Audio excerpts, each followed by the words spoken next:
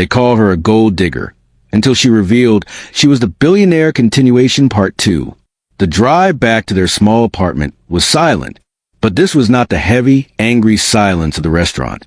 It was a silence filled with 1,000 unasked questions. Liam kept his eyes on the road, his knuckles white on the steering wheel. He wasn't angry at Alara. He was stunned. He was confused. And he was deeply, profoundly ashamed of his family. Finally, parked outside their building, he turned off the engine.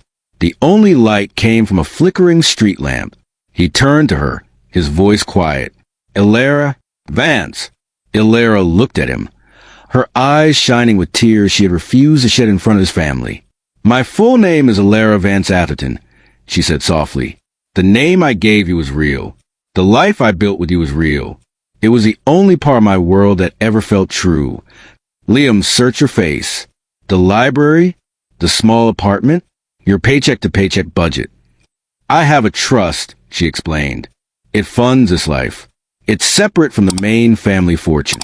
But the rest, the billions, the companies, that's all real, too."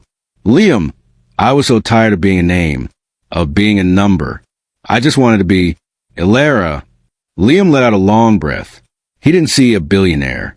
He just saw the woman who fell asleep reading on his couch, the woman who knew how to make him laugh when his designs were rejected, the woman he had asked to marry him. He reached out and wiped a tear from her cheek. "I don't care about the name Alara," he said, his voice thick with emotion. "I care about you.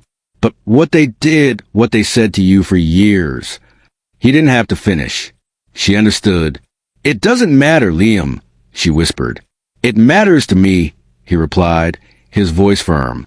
"It matters." The very next morning, the phone began to ring. It was Margaret, Liam's mother. Her voice, usually so sharp and condescending, was now dripping with a sickening, desperate sweetness. "Alara, dear, I just don't know what to say. We had no idea. Why didn't you tell us? We feel just terrible." Alara, with Liam listening beside her, kept her voice polite but cool. "There was nothing to tell, Margaret. You were clear about how you felt about me. My financial status shouldn't have changed that." "Oh, no, dear, you misunderstand," Margaret stammered. "We were just worried." "Yes, worried about Liam. We thought you were, well, you know, but Vance. My goodness, Robert is just beside himself. He's so impressed." Alara closed her eyes.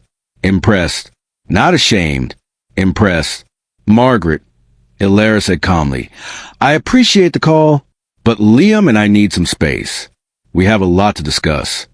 She hung up, declining the frantic invitation for a welcome to the family brunch. Next, a text from Chloe. "OMG, Alara, I am so sorry. That book was just a stupid joke. I can't believe you're a Vance. That's amazing. We should go shopping. My treat. Just kidding, unless you want to." Alara showed Liam. He just shook his head, a look of disgust on his face. The people who had called her a gold digger were now, in a single night, the most eager gold diggers of all. A month passed. The world shifted. The engagement ring Liam had saved months for was now joined by another ring, a simple band he gave her. They had married quietly at the courthouse, just the two of them. Their love was real, but the world outside was not. News of the lost Vance heiress had broken, and their small apartment was suddenly besieged by reporters. They moved, not into a mansion, but into a modest, private house in a gated community, purchased by Alara's trust. And Liam began to struggle. He loved Alara, but he felt his own identity slipping. He was no longer Liam, the promising architect.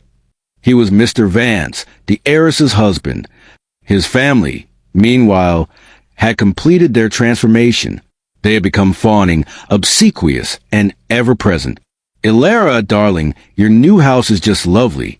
Not as big as I'd expect, but so tasteful," Margaret would say during her now weekly visits.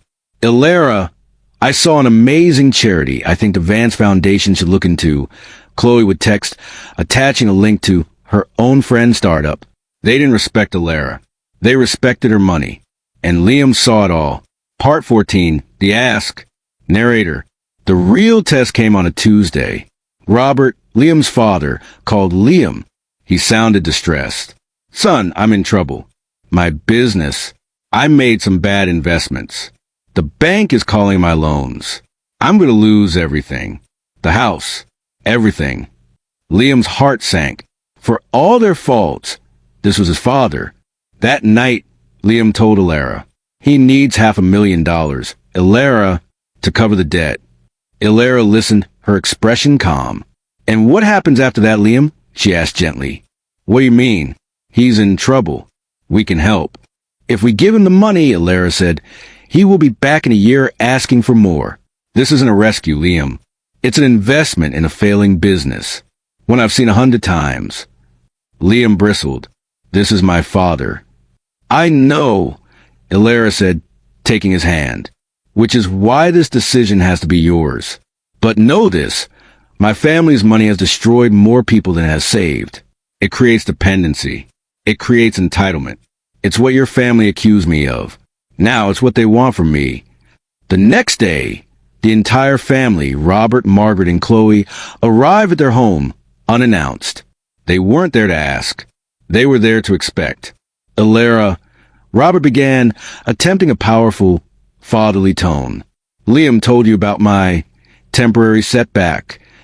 "I heard," Ilara said, standing beside her husband. "Good," Robert said, nodding. "So, a simple bank transfer should do it. I've written down the account details. It's for the good of the family. After all, we have to protect our name." Liam stared at his father. "Our name?" He looked at his mother, who was already admiring Ilara's curtains, as if the transaction was finished. He looked at Chloe, who was scrolling on her phone, bored. They hadn't learned a thing. They hadn't changed. They had just switched targets. They still saw Ilara as a bank account. And now, they saw their own son as a key. Liam felt a cold, hard clarity settle in his chest. He stepped in front of Ilara. "No." Robert froze. "What did you say?" "No," Liam repeated, his voice stronger. "We won't be paying your debts." Margaret gasped. "Liam, how can you be so cruel? This is your father. After all we've done for you." "What you've done," Liam said, his voice shaking with controlled fury, "is disrespect my wife for 3 years.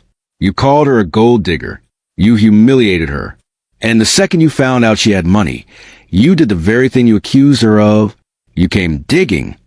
We are not asking her." Robert boomed. "We are asking you, our son." "You're asking us," Liam corrected, "because you think her money is now my money. It's not, and I will not stand here and watch you treat the woman I love like an ATM." The family was stunned into the same silence Ilara had commanded in the restaurant. But this time, the words came from their son. They left, sputtering threats and insults, calling Liam ungrateful and whipped. When the door closed, Liam turned to Ilara. He looked exhausted, but free. "I'm sorry," Ilara said. "Don't be," Liam said, pulling her into a hug. "You were right. I'm an architect. I build things. And I am not going to let my family's problems be the foundation of our life." He smiled. "I'm quitting my job." Ilara looked surprised. "I'm starting my own firm," he clarified. "The one I've always dreamed of. And I want you to be my first client. Not as my wife, but as Ilara Vance, the philanthropist who wants to build sustainable, beautiful housing for people who need it. A partner." Ilara's smile lit up the room. "I'd be honored to work with you, Mr. Harris," she said. The greatest test of their love wasn't the judgment. It was the wealth. It wasn't the insults from his family that mattered. It was his choice when faced with the pressure of old loyalties. Ilara's money could have been a new cage, trapping them both. But instead, they used it as a key. Liam built his firm from the ground up, earning a name for himself built on his own talent, not his wife's. And Ilara, with a true partner by her side, finally found what she had been looking for all along. A life that was real, a love that was earned, and the freedom to be exactly who she was. Because in the end, they didn't just reveal her identity. They built a new one together. Their love survived the truth. But can survive what's coming next? Stay tuned for the continuation of the stories. Subscribe and turn on notifications so you don't miss it.